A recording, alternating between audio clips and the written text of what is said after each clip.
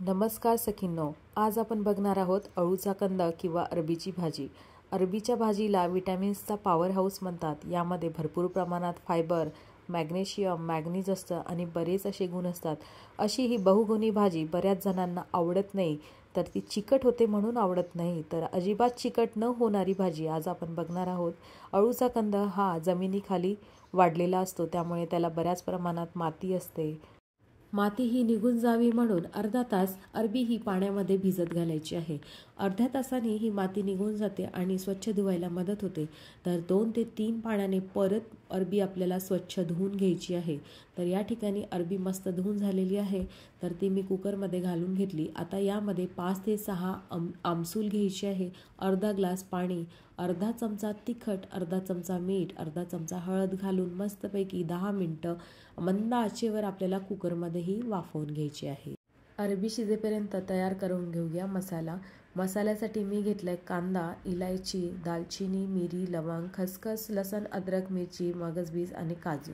अगदी कमीत कमी प्रमाणात मसाले घालून सुद्धा ही भाजी अप्रतिम लागते।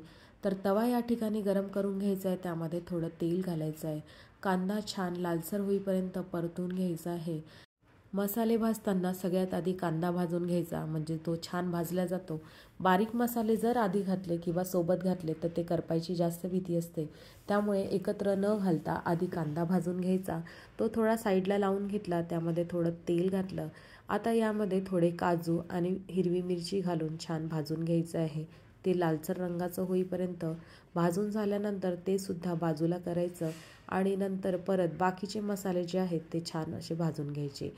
मगजबी, लवंग, मिरी, वेलची, कलमी आणि खसखस, लसण हे सगळं घालून छान भाजून घ्यायचं। शेवटी मी यामध्ये धने घालते, कारण माझ्याकडे धने हे भाजलेलेच असतात, त्यामुळे मी शेवटी घातले। तुमच्याकडे जर भाजलेले असेल तर शेवटी घाला, नसेल भाजलेले तर आधीसुद्धा घालू शकता। तर हा संपूर्ण मसाला या ठिकाणी भाजून झालेला आहे। तो प्लेटमध्ये काढायचा आणि नंतर थंड करून मिक्सरच्या पॉटला घालायचा। त्यामध्ये थोडं पाणी घालायचं आणि एक फाईन पेस्ट तयार करायची, म्हणजे अगदी बारीक करायचं आहे। तर बारीक पेस्ट या ठिकाणी तयार आहे। तर करूया पुढची तयारी। आता अरबीसुद्धा या ठिकाणी छान शिजलेली आहे, त्याची साल आपण काढून घेऊया। संपूर्ण साल याच पद्धतीने काढून मी बाजूला केलेले आहे। तर आता करूया तळायची तयारी। तर कडकडीत तेल असं गरम करायचं आणि त्यामध्ये अरबी घालायची आणि छान मीडियम फ्लेमवर तळून घ्यायची, क्रिस्पी होईपर्यंत। थोडं तिखट, मीठ आणि चाट मसाला घालून अगदी तळलेली अरबीसुद्धा स्नॅक्स म्हणून तुम्ही खाऊ शकता आणि भाजीसुद्धा घालू शकता। अजिबात चिकट होत नाही या पद्धतीने जर भाजी केली तर। तर या ठिकाणी मी तेल घेतलेलं आहे, जिरं मोहरीचा तडका आणि मसाला घातलेला आहे। तेल तुम्ही जास्त घेऊ शकता, मी अगदी थोडं घेतलेलं आहे। कमी तेल मसाले वापरून सुद्धा भाजी अप्रतिम लागते, तर तुम्ही आवडीप्रमाणे घेऊ शकता। तर्रीदार हवी असेल तर तुम्ही जास्त तेलसुद्धा घालू शकता। तर मसाला या ठिकाणी लालसर होईपर्यंत छान भाजून घ्यायचा आहे। 2 चमचे तिखट घालायचे, तुम्ही आवडीप्रमाणे घेऊ शकता। अर्धा चमचा हळद, पाव चमचा हिंग आणि आवडीनुसार मीठ घालून छान परतून घ्यायचं।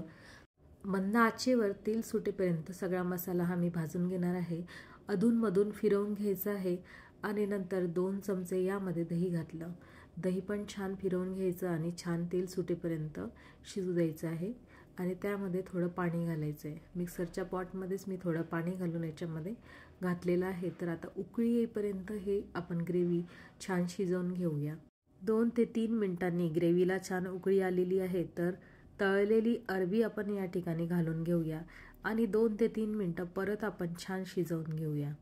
तर या ठिकाणी अरबीची रसेदार भाजी तयार आहे, तीही कमी तेलात कमी मसाल्यात अप्रतिम अशी भाजी आहे।